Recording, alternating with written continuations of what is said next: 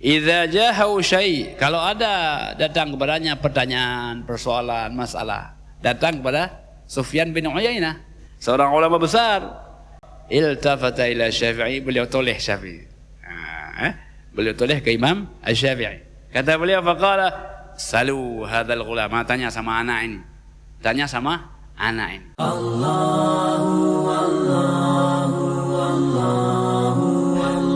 Hamba Allah yang dimuliakan Allah Subhanahu wa taala. Ternyata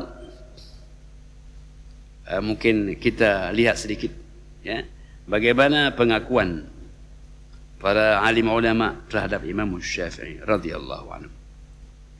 Karena pengakuan ini tentu keikhlasan mereka melihat sosok beliau.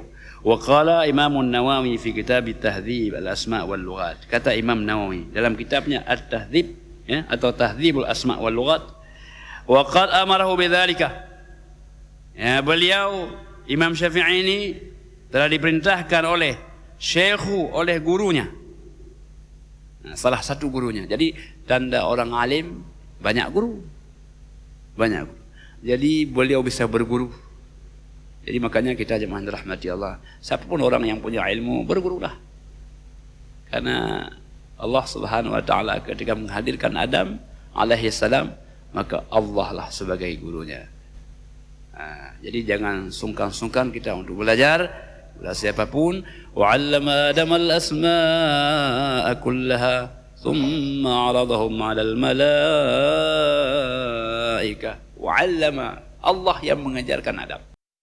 Sehingga jemaah rahmati Allah, hatta tidak boleh terbesit dalam hati kita. Kita lebih tahu, tidak boleh. Terbesit tidak boleh. Pada suatu hari Nabi Musa alaihissalam. Jadi Musa ini menyampaikanlah pengajian kepada Bani Israel. Ada satu yang bertanya di tengah peserta pengajian. Ya Musa, siapa orang yang paling alim di antara kita ini? Kamu gitu.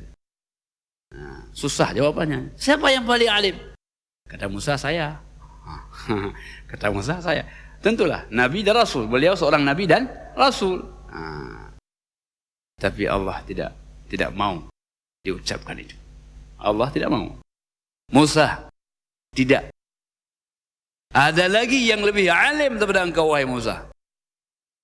Ada lebih yang lebih alim. Maka itulah kisah bertemu Musa dengan Khidir.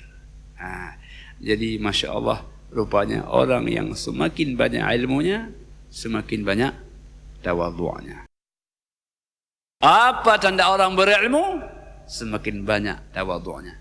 Istilah orang persis seperti padi. Semakin dia berisi, semakin dia merunduk adanya. Jadi oleh karena itu jemaah rahmati Allah, itulah cerita Nabi Musa alaihissalam. Kemudian mencari jalan, menempuh hari-hari untuk bertemu seorang guru yang bernama Khidir. Bagi Musa, walaupun beliau Nabi dan Rasul, tidak ada masalah belajar pada siapapun, hatta bertemu dengan Khidir. Jadi jemaah rahmati Allah. Tapi Khidir ketika belajar dengan beliau keluarkan syarat.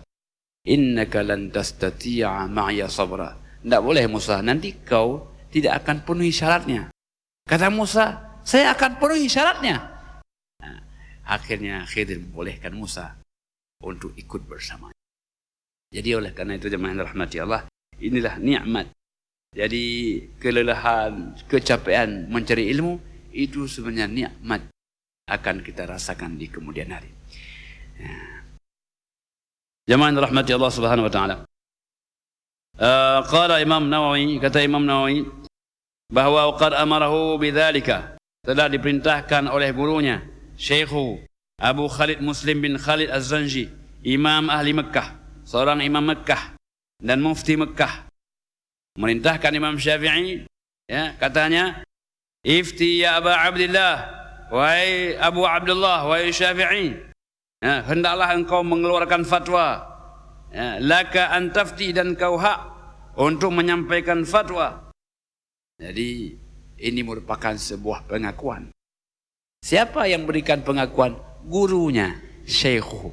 Rupanya guru ini tahu siapa murid yang cerdas, siapa murid yang soleh, siapa murid. Guru tahu itu.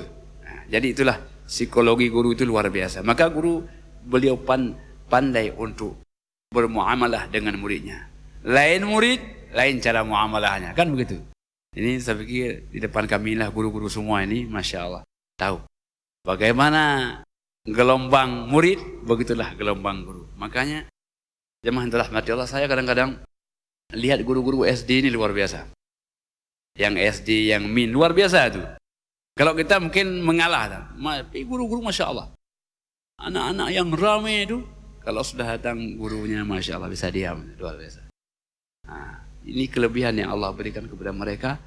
Makanya mereka lah yang memperkenalkan ABC. Mereka yang mengenalkan alif, bata. Luar biasa sebenarnya.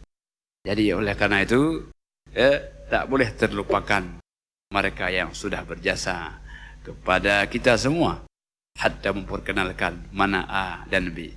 Pada suatu hari anak saya tanya, Abi, D ini perutnya kemana? Saya pun heran. D perut depan belakang. Apa maksud perut depan belakang? Rupanya D itu dia kadang-kadang terbalik dengan B. Ini Prof. Jamal tentu ahli pendidikan. Jadi jemaah yang dirahmati Allah Subhanahu wa taala, saya heran juga. Maksudnya apa? Enggak, D itu perutnya depan apa belakang? Bingung juga saya sampai berapa menit. Oh, itu maknanya perut depan belakang. Hamba Allah yang dimuliakan oleh Allah Subhanahu wa taala.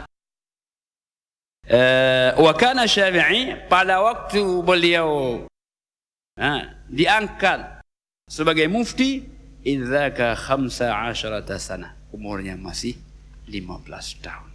Sangat belia umurnya, sangat tua ilmunya. Umur masih muda, ilmunya sudah tua. Inilah Imam Syafi'i radhiyallahu anhu. Kita kepinginkan anak-anak kita, generasi kita, semoga si belia beliau, tapi ilmunya sudah tua, Masya Allah. Allah yang dimuliakan oleh Allah Subhanahu wa taala. Jadi malah gurunya ini memaksa Imam Syafi'i mengeluarkan fatwa. Ayo silahkan. Karena kompetensinya. Jadi ketika orang punya ilmu, maka sebenarnya orang yang mencari dia. Orang yang akan mencari dia untuk mendapatkan ilmu. Maka tidak salah orang Arab mengatakan al-libasu yukrimuka qabla al-julus. Wal ilmu yukrimuka ba'da al-julus. Bajumu dihormati orang sebelum kau duduk. Ilmumu dihormati orang setelah kau duduk. Waktu duduk bicara, oh Masya Allah, rupanya ilmunya luar biasa. Jadi jemaah yang dirahmati Allah Subhanahu wa taala, ilmu ini menjadi sebuah perhiasan yang luar biasa, yang tidak akan pudar selama-lamanya. Makin tua itu makin berharga ilmu. Makin tua orang berilmu, makin berharga dia. Persis kata orang seperti kelapa kan, makin tua makin banyak santannya. Jadi guru kami yang sudah tua-tua ini makin banyak santannya ini, insyaAllah. Ya, insyaAllah. Jadi makanya kami perlu berguru kepada guru kami depan ini, insyaAllah, karena santannya lebih banyak. Masya Allah. Jadi nikmat kita berguru karena ada kepuasan jiwa. Jadi kalau orang mungkin seorang yang mengarang buku, dia enggak banyak betul dapat uangnya, tapi yang banyak apa? Dapat kepuasan jiwanya. Buku dibaca orang senang, bahagia, alhamdulillah ya, dapat berkah. Jadi itu ketika buku ini dia tidak banyak mengharapkan materi, tapi yang banyak diharapkan adalah kepuasan batin. Karena kepuasan batin, kepuasan yang tidak ternilai harganya, tidak ada angka-angkanya. Bahagia itu tidak ada angkanya. Jadi tingkat bahagia pun berbeda-beda. Jadi ilmu memberikan kebahagiaan yang tiada terhingga. Hamba Allah yang dimuliakan oleh Allah Subhanahu wa taala. Jadi ini salah satu pengakuan daripada guru-gurunya. Sedikit lagi jemaah yang dirahmati Allah Subhanahu wa taala. Wa ayyadahu fi dzalika, dan dikuatkan lagi ini oleh Syekh Sulaiman Al-Bujairimi. Syekh Sulaiman Al-Bujairimi ya, dalam pendapatnya, dalam kitabnya Bujairimi Al-Khatib, beliau mengatakan li'anna al-adin lahu fihi wa malik. Yang pertama, yang mengizinkan Syafi'i engkau sudah boleh, yang mengizinkan gurunya Imam Malik, mengizinkan untuk memberikan fatwa. Lau fi wa Malik kama fi syarh al-manhaj lirramli, sebut dalam syarh al-manhaj. Wa ra'aitu bi khattin ba'd al-fudala wa adina ay Muslim kama huwa fi dzal kalami, dan secara zahir tekstualnya adalah Muslim Az-Zanji, mufti Mekah waktu itu, untuk memerintahkan Syafi'i menyampaikan fatwa. Jadi silahkan duduk engkau Syafi'i, sampaikan fatwa di Masjidil Haram. Hamba Allah yang dimuliakan Allah Subhanahu wa taala, sebagai poin terakhir kajian kita pada hari ini adalah ini pengakuan Imam Sufyan bin Uyainah.